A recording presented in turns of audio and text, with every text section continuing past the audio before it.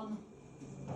I think the first poems I will read is from my wonderful book called Everything I Think Is on My Mind, which I have for sale for $15. And you can come up and get one from me. The first poem is it's called The Secret to Surviving Sinkholes. It's really cool to be able to read out your own. It seemed to happen so organically.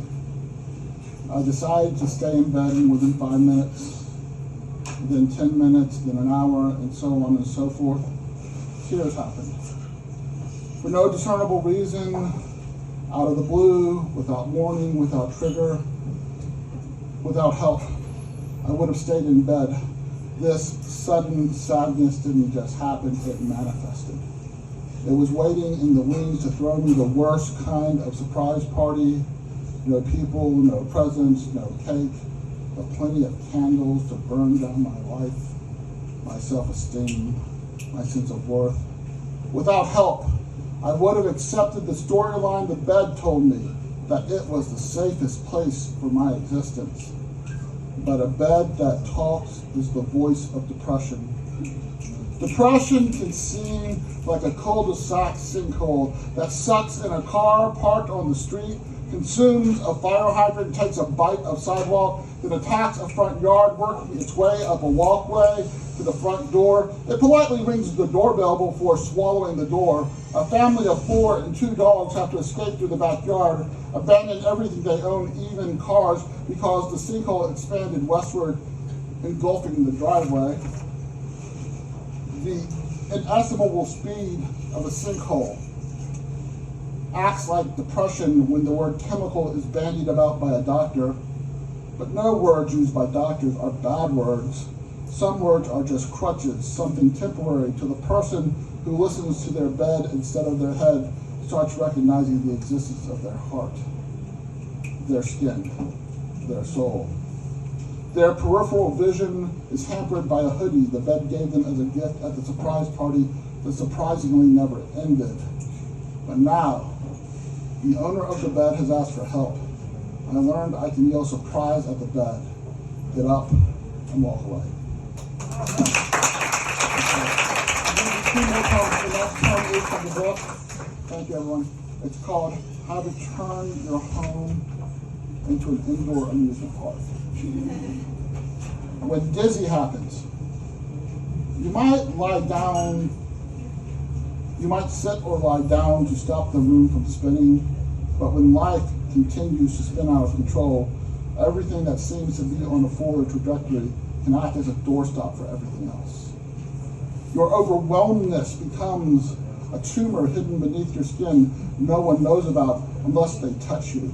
But you've successfully blocked touch by allowing unlimited Reiki or denying fingertip access with a level of deftness that has them avowing how smooth your skin is. The fog released from the breath of your words is a barrier that blocks their sense of touch from knowing it has not achieved touching it. You can be as disoriented as possible while tricking the world your life is an Olympic perfect 10 balance beam routine because the gymnast on the beam is a hired ringer with your face temporarily tattooed to theirs. Every room in your house is a different dizzying ride, playground roundabout, spinning teacups, tilt-a-whirl, G-force astronaut training exercise. You think if you practice enough, you'll become dizzy tolerant, but when you're punch-drunk dizzy, more often than not, your tolerance will only be visible in the funhouse mirror you use while shaving away yesterday's bad decisions every new today in which you find yourself existing.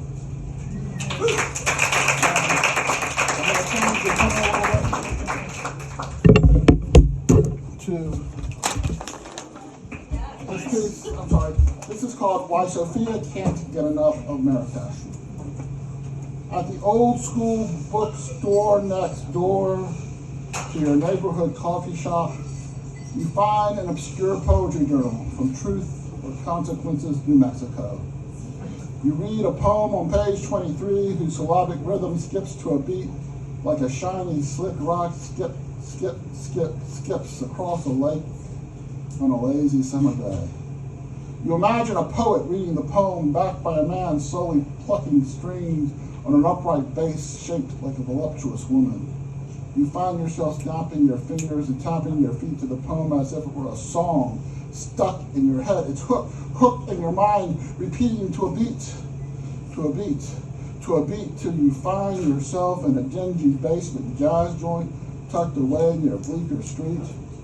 And you think about that poem you read, and that hole-in-the-wall coffee shop run by a man from Morocco, where tea is served in metal-adorned glass cups with fresh mint leaves, and coffee is brewed with water infused with mace, cardamom, and cinnamon from Ceylon. There's a sign next to the antique brass cash register. If you want whipped cream with coffee, go to Starbucks. It never fails to make you laugh, letting the man from Morocco know his sense of humor has found your sense of humor's G-spot. So you sit at a wobbly wooden table, gripping your scotch on the rocks. The ice jingles against the glass. A man on an upright bass shaped like Sophia plucks strings, setting a beat for a drummer to tap his skins and cymbals with feathered sticks. A woman pulls the slide on her trombone. Her cheeks expand to full bullfrog. She exhales into brass. You sip your scotch. Your throat is bathed in warmth. You open your eyes to witness a trio of noises that is nothing less than poetry.